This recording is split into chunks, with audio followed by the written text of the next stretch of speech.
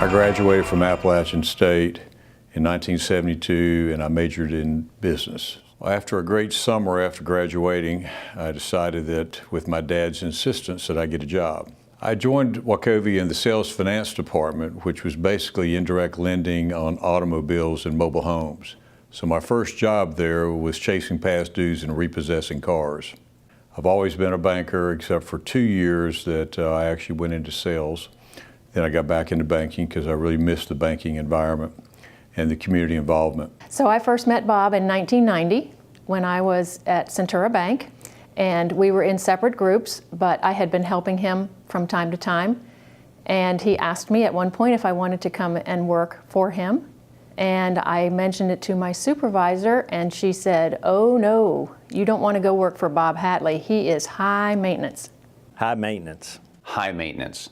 High maintenance. And so I didn't.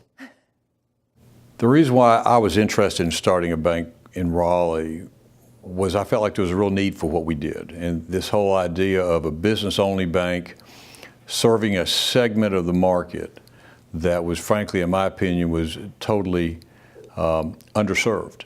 It was the week of the 4th of July. We were floating in the canal, drinking our Uncle Wilbur's, and that was the first time we'd really had time to sit down and talk about this bank thing. On Friday, that Friday, he called his boss to say that he was quitting his job.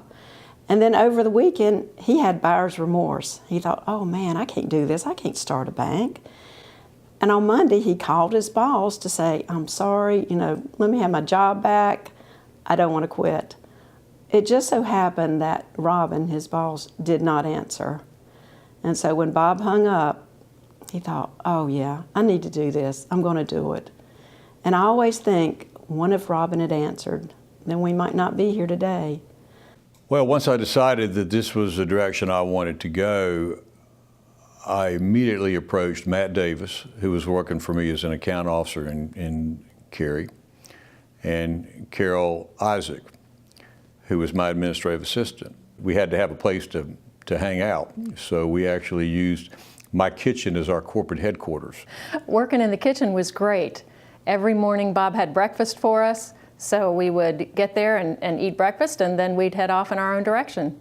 So we had a long laundry list of things we had to do, so we did it from my kitchen until my wife got tired of looking at us and said, it's time for you guys to go find you another home. Actually, I love them meeting in the kitchen. I'm a pretty messy person.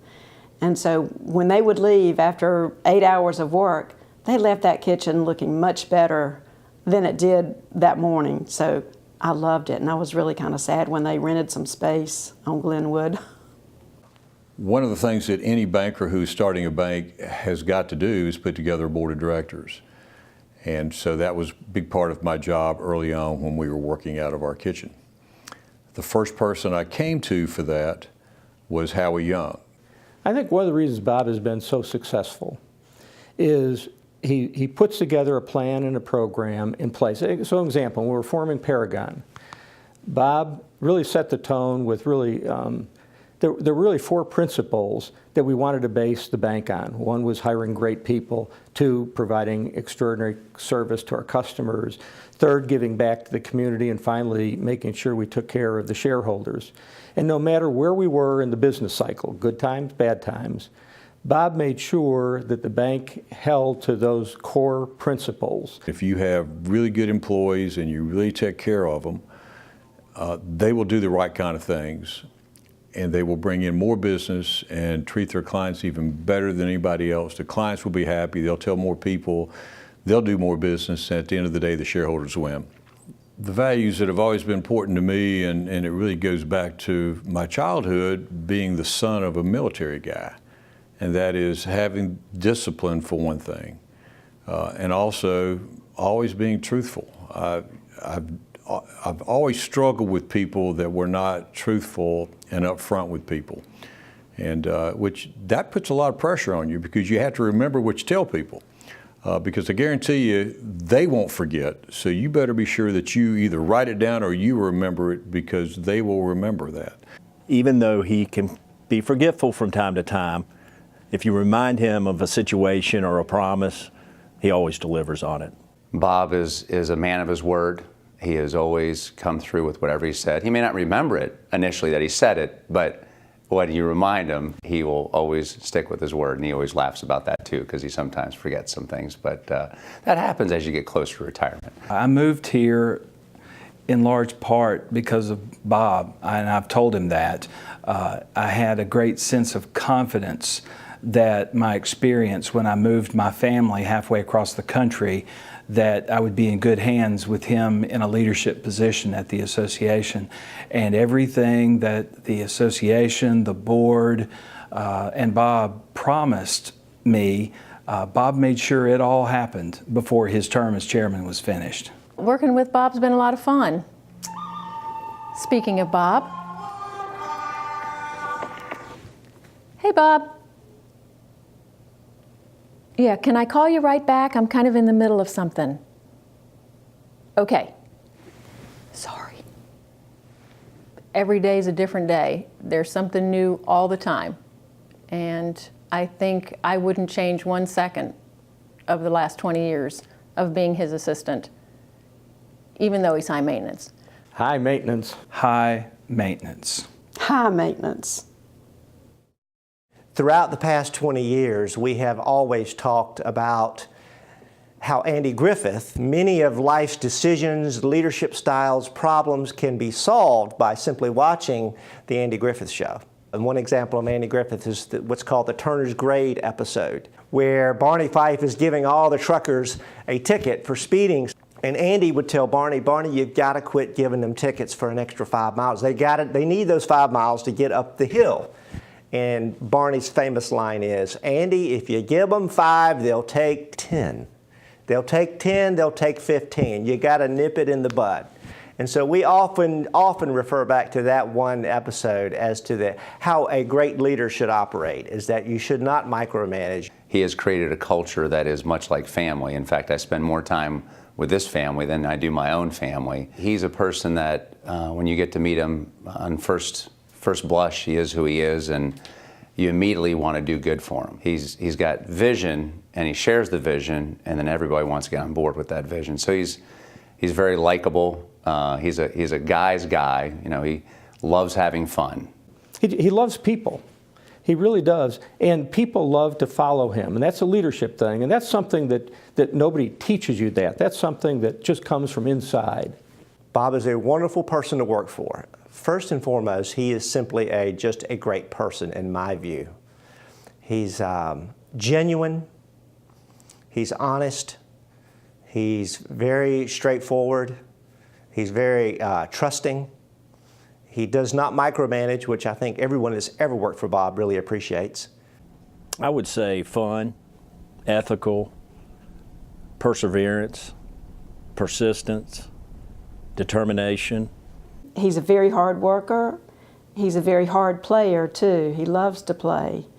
He's very loyal to his employees, very dedicated to them, and I hope they realize that. He works for them behind the scenes, whether they realize it or not. I think he's exciting, and he lives life to the fullest. The thing that gave me the most pride in my career is starting a bank from the very beginning, from scratch, where you had nothing but just an idea and you had to put it all together. That was the most exciting and the scariest part, but also the most rewarding part of what I've done. And for all the great experience and support that everyone in this room has given me, I truly thank you. Bob, I'd like to say congratulations. I'm sorry that I cannot be there this evening, but I wish you and Carol the very, very best in your retirement, prosperous and long life. This is not to say goodbye, because I'll certainly see you at OIB. Please make sure not to remove your key that's hidden.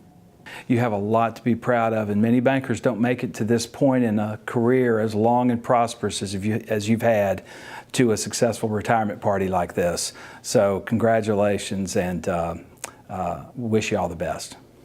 Yeah, one other thing. As long as I've known Bob, he's been a man of many, many hats. You know, we know CEO of Paragon, on the Appalachian State Board of Governors, WakeMed Foundation Board, Rotary, Chambers of Commerce, and many, many, many others. Now that you're retired, Bob, One thing I have is another hat for you to wear from now on, and that is the legend has retired. Well, Bob, as I can't believe we're here and your retirement, obviously I wish you nothing but the best. The impact that you've had on me personally is immeasurable, and the impact you've had on probably the many people in this room and the community we live in is immeasurable. And I love you like a big brother or a young dad. I'm not sure which one.